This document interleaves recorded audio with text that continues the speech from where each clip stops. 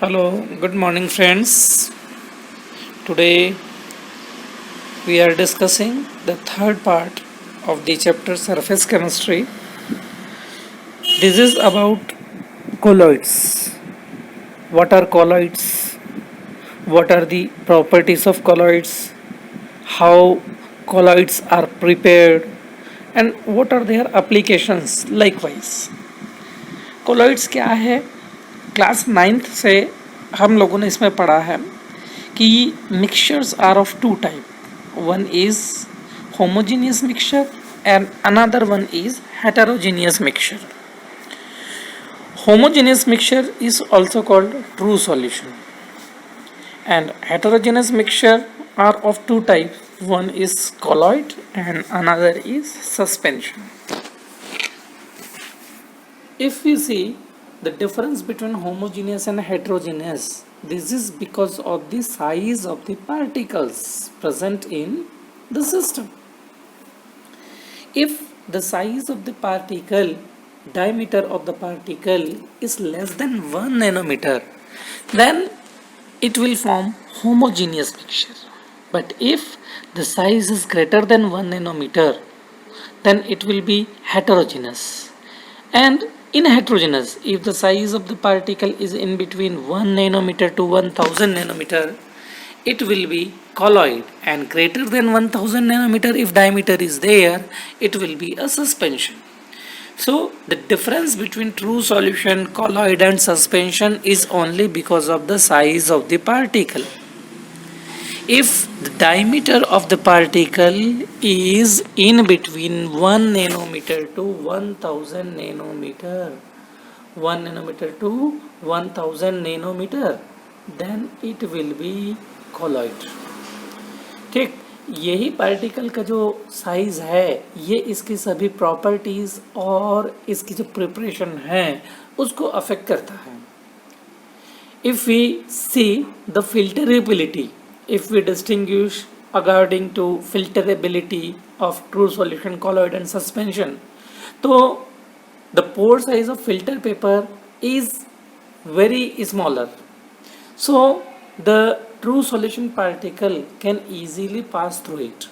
So we cannot separate solute and solvent by using filter paper. But the size of particle in suspension is very large, greater than 1000 nanometer, and the pores of the filter paper are smaller than 1000 nanometer. So particle of suspension cannot pass the filter paper, pores of filter paper, hence can be separated by using filter paper. But if we see colloids,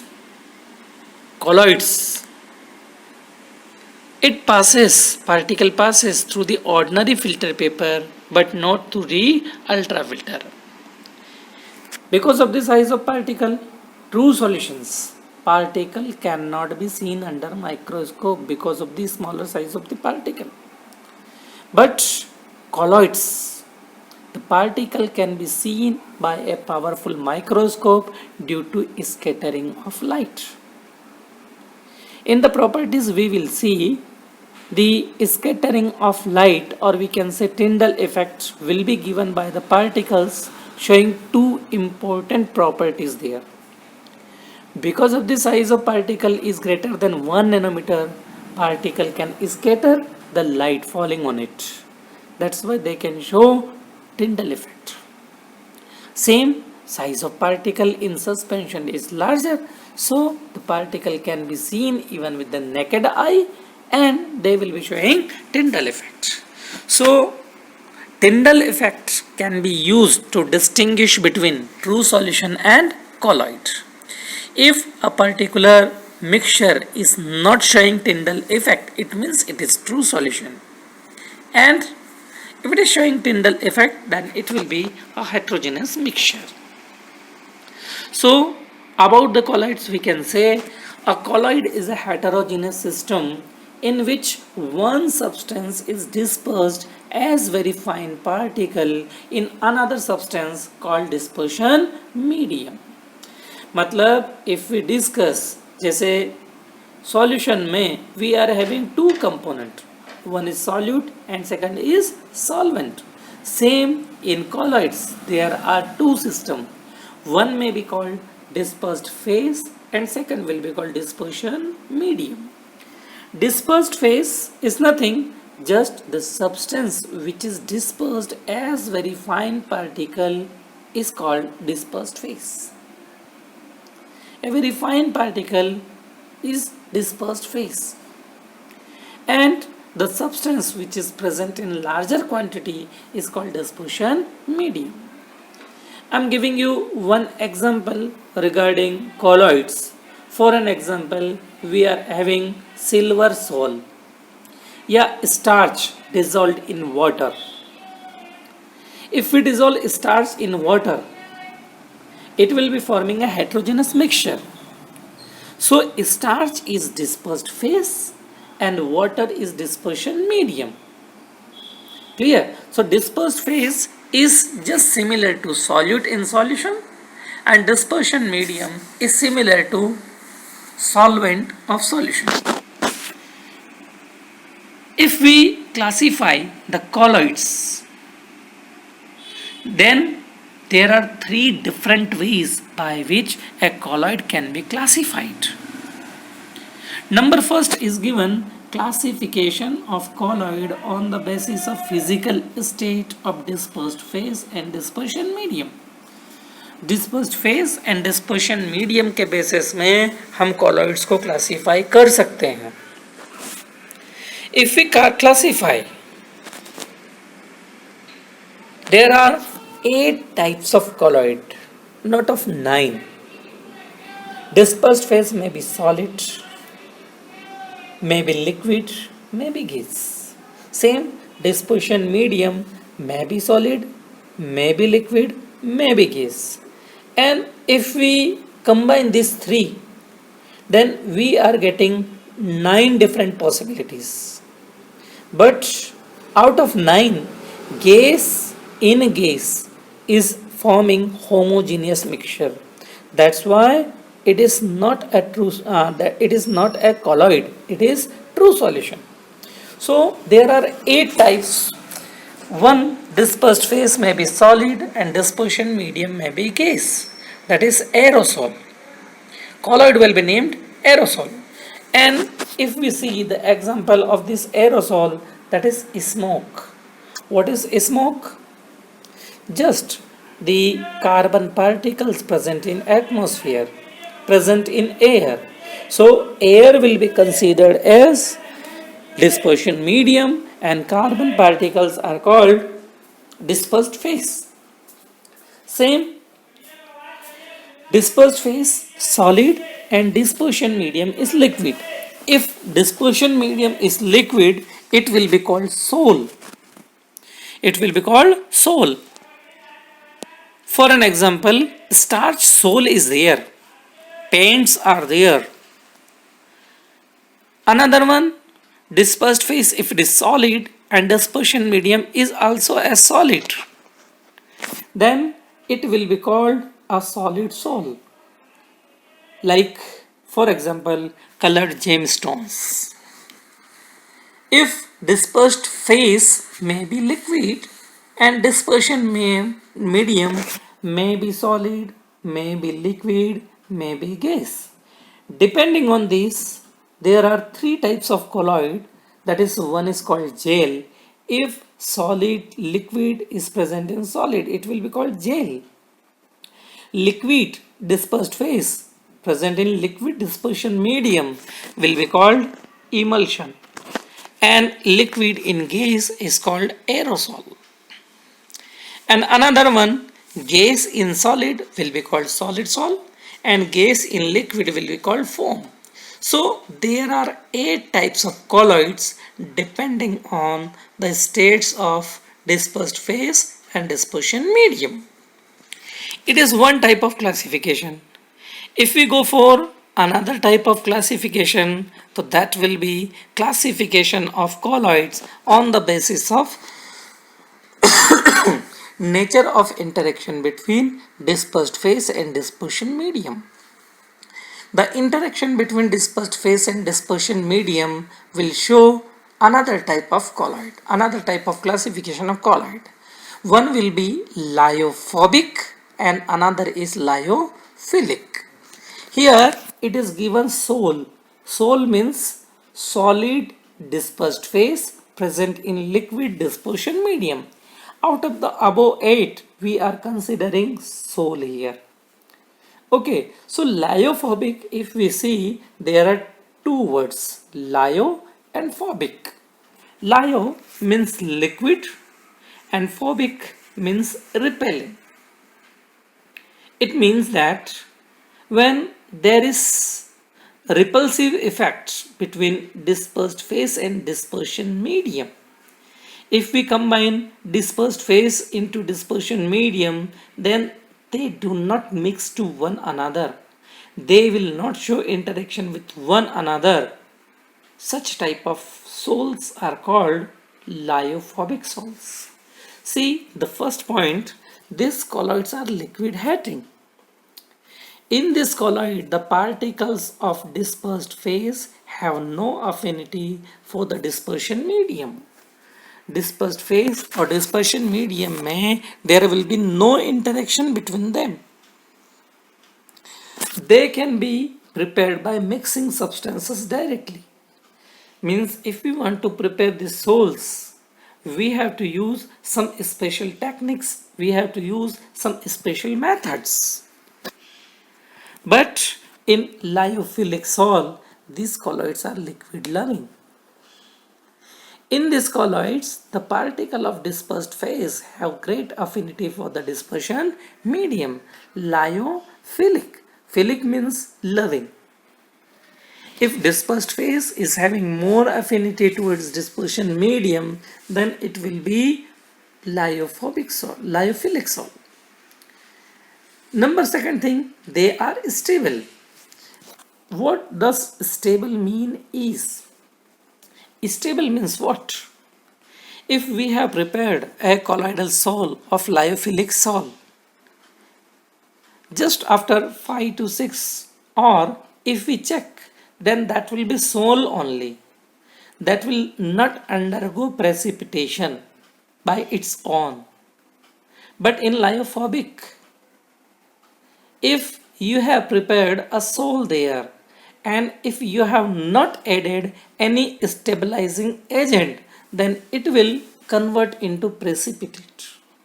Means sol will convert into precipitate in lyophobic.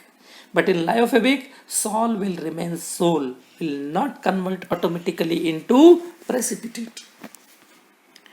Next point, they can be prepared by mixing substances directly. They are prepared only by special methods. Next thing, lyophobic sols need stabilizing agent for their preservation. What I am discussing about stability, that is, lyophobic sol needs some stabilizing agent, and they are irreversible sol. Irreversible means sol, if it is converted into precipitate, then precipitate cannot be converted into sol once again. We cannot separate the dispersed phase and dispersion medium from the sol. But in lyophilic, they are reversible. Starch in water is one example of lyophilic. Means we can separate starch and water. And after separation, if we remix them, they will be forming sol once again. It means they are stable, they are reversible. So this is about the second type of classification we have seen on the basis of interaction between dispersed phase and dispersion medium. Third type of classification based on the type of particle of the dispersed phase. Type of particle of dispersed phase means what type of particles are there which are forming a particular colloid. First is multimolecular colloid. The name itself is suggesting multi means many, molecular means molecule. Many molecules aggregate to form a size of colloidal range that is 1 nanometer to 1000 nanometer. See, the colloids in which the colloidal particle consist of aggregates of atom of small molecules. The diameter of the colloidal particle is formed is less than 1 nanometer. Those particles which are aggregating to one another are smaller than 1 nanometer. If they aggregate to one another, the size will increase and the size will be in between 1 nanometer to 1000 nanometer, then it will be a type of colloid. Such type of colloids are called multimolecular colloids. For example, sulfur sol.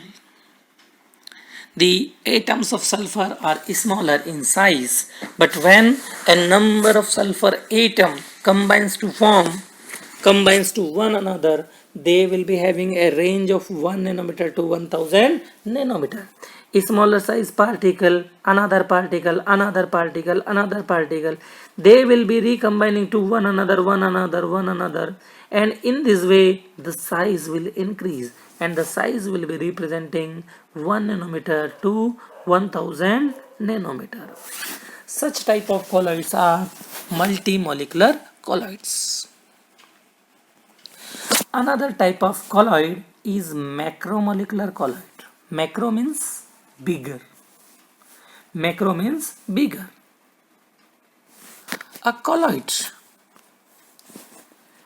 in which the dispersed particles are themselves large molecule. मतलब disperse particle का single molecule ही इतना large होता है कि it is having a size of colloidal range that is 1 nanometer to 1000 nanometer. Usually polymers, we can say protein, starch, DNA and other polymers.